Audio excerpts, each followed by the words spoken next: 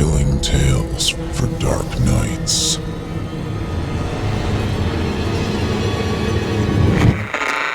Want to make sure you never miss a Chilling Tales for Dark Nights video again? Be sure to subscribe and hit that bell to turn on notifications. The following interactive performance is a first-round entry in Chilling Tales for Dark Nights 2025 Evil Idol voice acting competition. And you, listener, get to help decide who advances to round 2.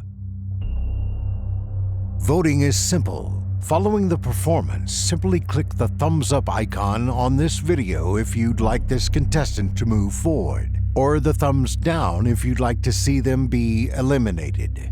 Voting on this entry will conclude 1 week after the date of its posting. Thank you, and good luck to all of our contestants. Come on, Sienna, hurry up. I'm gonna get drenched if we stay out here. Even with the threat of getting soaked in ice-cold rain, I did not want to get out of the car. I didn't even want to go out tonight. My plans were to play Baldur's Gate 3 and do absolutely fuck all else. But Poppy, bless her heart, did not accept my plans and just gave me the puppy dog eyes. I can't say no to my best friend, even if what we were doing was, in my humble opinion, dumb as hell. Don't get me wrong, I love Poppy. I've known her since we were babies. Literal lifelong friendship. But where I was focused on what I could see, and touch, and verify as real, she had not, to put it lightly. When we were 13, she proudly announced she was now a Wiccan and could communicate with the goddess and the horn god. She dropped Wicca after about 3 months. But other things came and went during that time too. Crystal healing, pendulums, spells, witchcraft unrelated to Wicca, psychics, and of course, tarot cards. She was back on the tarot train this month. It doesn't bother me either way. It was what made her happy. I thought it was all bullcrap, but she'd never actually done something that would be harmful, like using amethyst to cure cancer or whatever. In return, she never pushed me to believe in the metaphysical. Never pushed, but she did invite me along to talk with her psychics. Sometimes you go along with your friends' plans that don't sound that fun just to spend time with them. And I had spent a lot of time in my apartment lately, so I agreed to this plan. Now outside the house, I was having second thoughts. It wasn't like the house had a spooky vibe. It was a bit older, but it was in good condition. It was out in the middle of fucking nowhere, though. The nearest neighbor was a farmhouse probably a half-mile out, and there was nothing else out here but cornfields and small patches of woods. Sienna, do I need to drag you out of there? I'm freezing. No more delays. I took a deep breath and popped out of the car, immediately regretting my decision not to bring a coat. Poppy had brought her obnoxiously pink and red raincoat that somehow came in sizes for adults, but wherever the coat did not protect, she was soaking wet. Come on! She looped her arm in mine and dragged me to the front gate. She quickly undid it before she pressed a finger to her lips. Don't make too much noise. We don't want to set off the dog. The stark white gate swung open and Poppy hop-skipped into the yard. Even in the mostly dark, I could see it was well kept. A small garden was in front of the large bay window and flowers surrounded the birch tree. I could see the doghouse. I could not see the dog until we were almost at the door. The only reason I saw it was because its eyes opened as we got to the door. Its fur was pitch black. Poppy quietly knocked, and we waited a few moments before I saw someone behind the glass door. The woman who opened it was the last kind of person I could have expected. Most of the time Poppy dragged me to readings, the host was older, all gaudy jewelry and reeking of incense. The woman on the other side of the door was no older than us, wearing yellow elbow-high rubber gloves, a green headband, and a rubber apron. Oh, I lost track of time. I'm sorry, Poppy. I was busy cleaning. The woman pushed a few strands of black hair back past her headbands. Come on in. Make yourselves cozy in the reading room. But try to be quiet. Mother's asleep, and I don't want her woken up. Oh, you must be her friend. I'm Vanessa. Please take your shoes off. I just cleaned the rugs this afternoon, and I don't want them getting all wet. I'm Sienna, I managed to say before Vanessa whisked herself away. I glanced over at Poppy, who was grinning ear to ear, and I finally understood why she insisted I meet her new tarot card reader. Are you serious? She's your type, Poppy giggled as she kicked her shoes off. I mean, I don't know if she's gay, but she's got black hair. She's super neat. Don't you start, Poppy, I threatened as I unlaced my boots. For real, do not start. I had just ended a relationship. I was not eager to jump into another one, even if Poppy was. Poppy stuck her tongue out and then beckoned me into the other room. This was a bit more than I expected. Comfy couches, a low table with a deck of tarot cards spread across it, statues of various gods and goddesses on the shelves, along with crystal balls and long sheer curtains hanging over the doorways. The cat was a welcome change of pace, though, a tuxedo Maine Coon that was lounging in a fluffy bed. Poppy plopped down on one of the couches, and I sat next to her. The cat looked unimpressed at our intrusion and just yawned before going back to sleep. Vanessa joined us in a few minutes, rubber gloves and apron discarded, and carrying a teapot. Thank you for being patient. I just got into a cleaning mood, and before I knew it, you were at the door. She laughed quietly before taking the couch across from us. Do you want me to use your favorite deck, Poppy? And what deck would you prefer I use for you, Sienna? Before Poppy could respond, I blurted out, I'm just here to be company. I don't believe in tarot. Poppy looked horrified at my bluntness, but Vanessa just quietly giggled as she poured 3 cups of tea.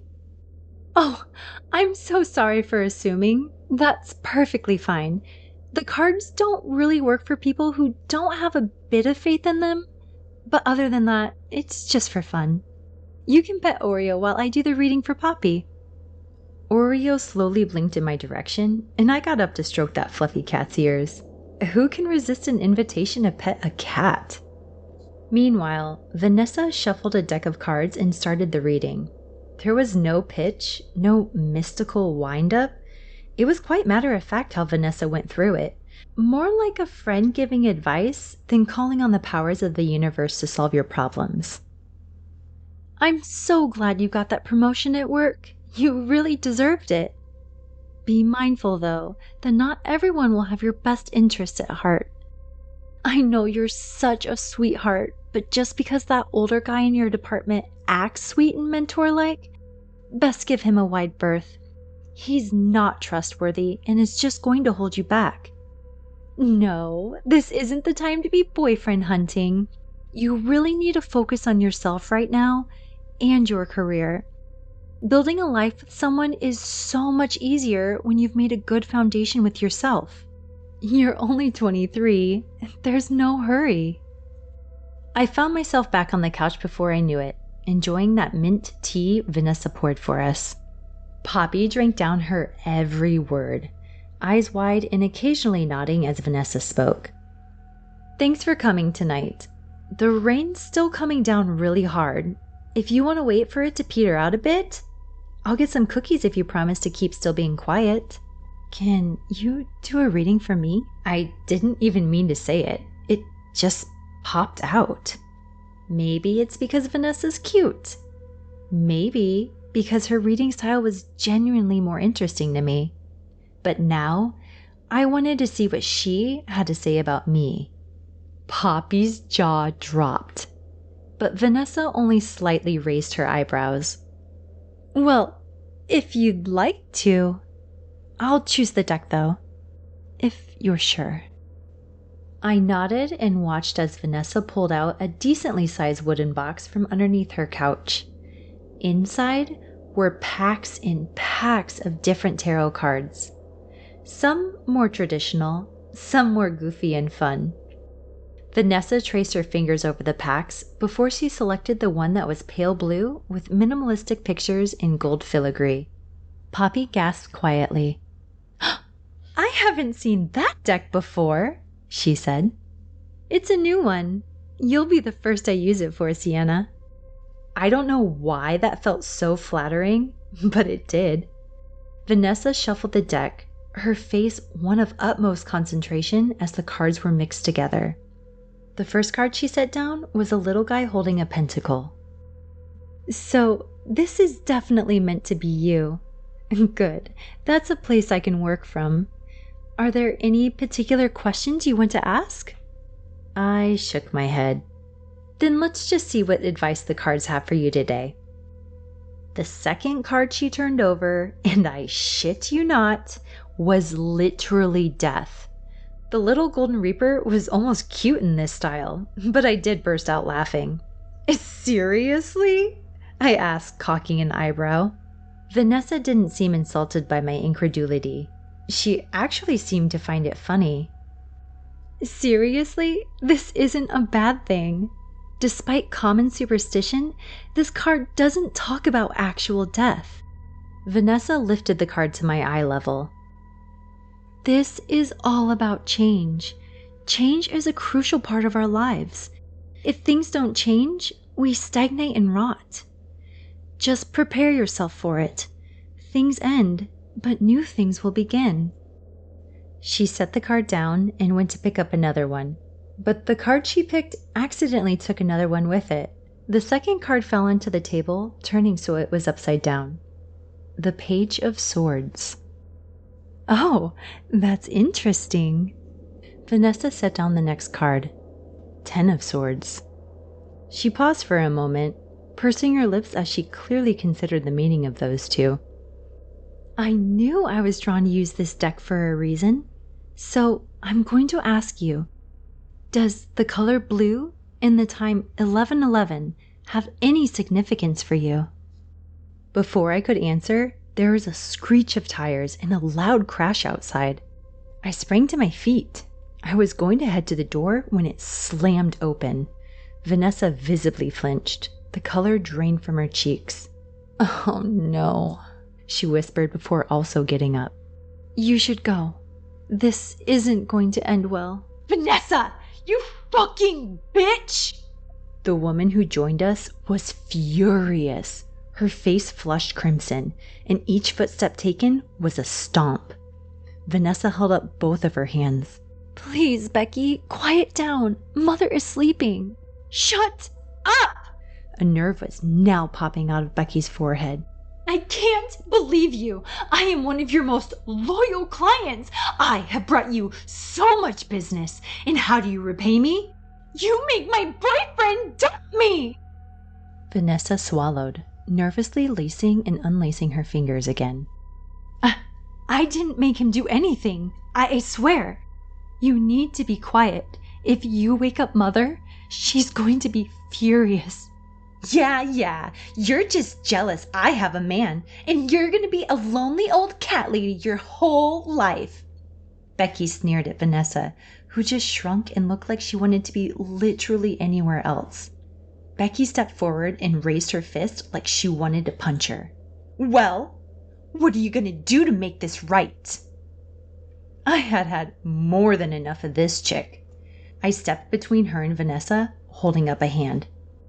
"Hey, she doesn't owe you shit. She told you to shut your mouth, so use your one brain to shut your mouth." Becky seemed to just notice I was even there. In the way she looked over me, she clearly didn't like the look of me. I was half expecting the next word to come out of her mouth to be something incredibly offensive, when the loudest voice yet boomed through the house. "Who's making all that racket in my home?" I thought the source of the shout had to be stomping down the stairs, but when she turned the corner, I realized quite quickly that was just because this woman was an actual fucking giant, standing well over 6 feet tall with a broad build to match. The elderly woman's wrinkled face was undeniably crone-like, with thinning white hair sticking out from her liver-spotted scalp and a large wart on one of her sunken cheeks. The image was finished off by the fact that she was wearing one of those old granny nightgowns, flowy and white with cornflowers printed on it. Vanessa audibly gulped. Mother, I'm sorry. I was just doing a reading for these two when Rebecca came barging in. She was just leaving. Becky snapped out of her shock at Mother's sudden appearance. I am not leaving until you call my boyfriend and tell him your reading was bogus. Mother snorted like a hog and crossed the room in a few strides. Now tired of Becky, she tilted her head to the side, and I couldn't help but be reminded of a hawk looking down at a mouse. You mean the reading she gave that skinny wimp a few days ago? Oh no, it was a good one. She said that he needed to dump your venomous ass to the curb with the rest of the garbage. Vanessa looked horrified. I didn't say that, she yelped. I'm paraphrasing. Mother smirked down at Becky, and I got a glimpse of a golden tooth in her predatory grin. You're a nasty, selfish bitch who makes everyone around her worse. I can think of only one use for you. Becky's jaw hung lower and lower at each of Mother's hurled insults. How dare you! Mother's hands clamped around Becky's neck before she could finish her sentence. I froze. I couldn't scream, run, or try to help free Becky. I just stood there as Mother's hands squeezed tight. Becky's eyes popped wide open, and she clawed uselessly at Mother's arms. The hag just continued to smirk. I don't know exactly when the elderly woman started to grow. I do remember feeling small in her presence, but it wasn't until Mother's head brushed the ceiling my brain caught up with what I was seeing. The elderly woman had sprouted over 2 more feet in height. It was insane. It was so fucking insane, and I still didn't do a thing. Not even when I saw Mother's nails stab into Becky's neck, each claw-like finger now dripping with blood. I don't know how long she strangled Becky. It felt like hours. But Becky's gasps and gurgles became quiet. Her struggling grew weaker and slower. And finally, she went limp. Her face, a shade of purple I've never seen in a human. Mother finally let go of Becky, and she fell to the ground with a smack. Not even a twitch. Becky was dead. The room was dead quiet while Mother examined her claws. Genuine claws, not just sharp nails. And sighed, wiping them off on her nightgown. Her beady, black eyes turned to me. I had to be next. I was so screwed. Well, the body's just gonna go to waste if we stand around. Time to get to work. Poppy had also frozen, but that sentence was what kicked her instincts back into drive. She screamed and ran for it. Unfortunately, her path took her right by Mother, and in a blur of movement, the giant hag had backhanded Poppy hard enough to send her sprawling on the floor. Vanessa, dear, put this scaredy cat in the back room. Oh, don't you pout. I'm not gonna kill her too. Just lock her in until I can decide what she can be good for. Well, don't just stand there, other girl. Grab the bitch and drag her into the kitchen. I couldn't believe what she was doing. More or less what I did next. I did exactly what she told me to do. I hooked my arms underneath the corpse's armpits and dragged her along, following the chuckling crone as we left the reading room. I heard Poppy asking what we were doing. We needed to get out of here. We needed to call the cops. But I let her voice fade into the background of white noise in my school. The kitchen was nothing out of the ordinary, save for the giant butcher slab that was up against the right wall. Mother nodded to the slab. "Get her up there." It was not a request. It was an order. It was a struggle lifting the body entirely off the ground, but with a bit of shoving and a loud smack, Becky's corpse was now lying on the butcher block. Mother gave me a long look up and down before grinning proudly. "Good girl. What's your name?" "Sienna." I took a nervous step back. "What are you going to do with her?"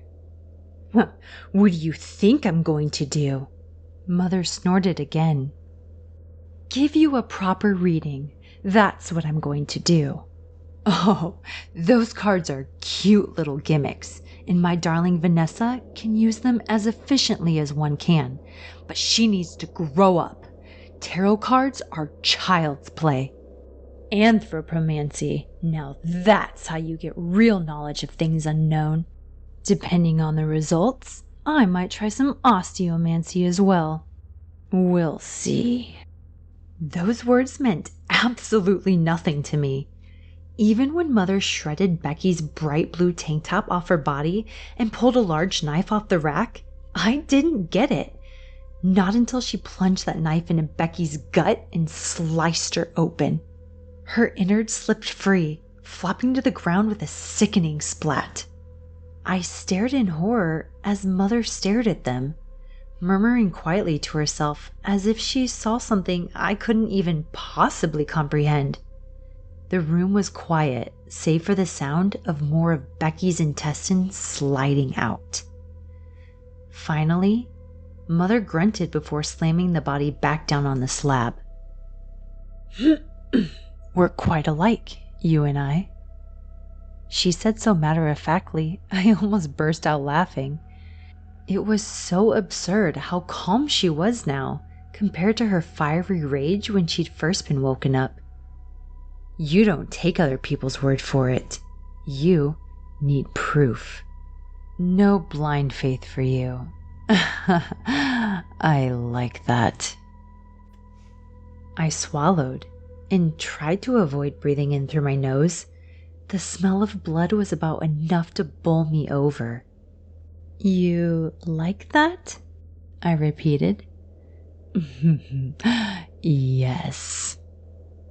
Now, Mother took a different blade, and with the finesse of a butcher, started carving up Becky. Slabs of meat were laid to the side, while some prime cuts were literally thrown across the room into an open pot. The reading was clear. I shouldn't let you get away. My heart nearly stopped out of fear when Mother looked up. She was now splattered with blood, which, paired with her granny nightgown, somehow made her even more terrifying. She threw her head back and shrieked with laughter. Not like that, girl. Oh no, you're too much potential to have just for dinner. Mother proceeded to crack open Becky's ribs with her bare hands. She pulled free and held up the woman's heart. Yes, that potential. The readings are clear. Some people think you have to have your head in the cloud to make magic work. That's not true. You need to be grounded. You need to be calm. What makes you think I'm any of those things? I blurted out. Mother grinned. You're not running away, are you? You helped carry this bitch to the table and stayed for your reading, didn't you? Oh, girl, you are something special. Mother hurled her fists back and threw the heart into the pot. Put the lid on. We'll be having a late dinner tonight, she croaked. I needed to stop. I needed to get out, now. There were other knives in reach. I could get a weapon, and I could defend myself. But instead, I crossed the room, and doing my best not to look into the pot, popped the lid on. The moment I did that, the stove clicked on, small flames flickering underneath the pot. I turned, and I hated how I was shocked by how fast Mother was carving up the body. the kind of speed that only came with experience. This wasn't Mother's first time butchering a human body. She pulled the ribs free, and then with a shout, she threw them across the floor. "Right, so here's what the bones advise," Mother said as she continued to carve up Becky. "Don't quit your day job yet. You're gonna need the savings. Next month, we'll be starting your training, and in a few years, you could actually be an all right witch." "I don't want to kill people," I said. "Good. Then you won't fuck me by getting caught red-handed." Mother wiggled her blood-soaked fingers in the air and cackled. "Teaching the bloodthirsty is a great way to have to flee a mob. I should know." Vanessa poked her head into the kitchen and sighed as she looked at the bones on the floor. "Mother, you really should put a tarp down first. I'm going to have to mop again," she said with the same amount of frustration one would have if someone walked on clean floors with dirty shoes. Mother scoffed. "Don't tell me how to throw the bones, brat. Is that Poppy girl locked up?" "Yes, Mother. I gave her some tea to help calm her." Good, good. Now pick out a nice wine to pair with dinner." Mother shooed Vanessa away, the other woman avoiding contact with me as she headed down the cellar. She sighed. "Oh, my dear, sweet Vanessa. I picked her too. I'm very good at picking witches." "I don't want to be a witch," I said. "You don't want to be a witch that relies on good vibes and listens to all that do no harm bull," Mother said, as if she knew my complaints were half-hearted. "You want to have control of your life. Your fate is ready to be taken. It's just a reach away. I can give you that, Sienna. Now go set the table." "Set 3 plates. I don't think Poppy's going to have an appetite. Once you're done, you can have a break." I obeyed her again. It wasn't like I didn't have a choice. I wasn't being mind-controlled. I just did what I was told. The plates were fine china, but the silverware had handles that felt like bone. I finally plopped down in one of the chairs and I stopped thinking for a while. I usually tended to lean towards overthinking, but right now, I was just blank. I wasn't even sure what I was going to do when I heard Mother shout that dinner was ready. Numbly, I dragged myself out of the chair and headed for the stove. I flinched when I took the lid off, but when the steam cleared, what I saw was a proper-looking pot roast with potatoes and carrots. The meat didn't smell quite like beef, but it did smell delicious. My mouth watered, and that almost made me sick into the pot. I put the lid back on. "Don't drag your feet, lazy girl. Get the pot to the table. It's already past 11. "Past 11? No fucking way! We'd not come that late in the evening. Had we?" I glanced up at the clock to confirm Mother wasn't pulling my leg. Vanessa finally reappeared, cradling the bottle of wine. "Do you like red wine?" she asked me quietly. "I'm more of a vodka drinker," I admitted as I picked up the pot. That got a bit of a smile out of Vanessa, one that had just a hint of darkness that Mother had in her smirks. "Oh, you're gonna fit in here just fine, Sienna." With the table set, Mother dished out our portions of the roast and passed out bread rolls. "When you share a meal, you are establishing a relationship. We're beginning something beautiful here, Sienna. Control of your future." I stared down at my plate. Did I want this? Did I want to dive deeper down this rabbit hole? Did I want to finally have a bit of control over my life? I picked up my knife and fork and slowly cut a small piece of meat. I brought it to my lips, hesitated for just a moment, and I took a bite. Thank you for listening. I'm your host, Steve Taylor, reminding you that if you haven't already, don't forget to cast your vote for this contestant via either a thumbs up or a thumbs down vote. New entries will be posted throughout this month. Be sure to tune in and vote for each of them and help decide who becomes the next evil idol. Until next time, turn off the lights and turn on the dark.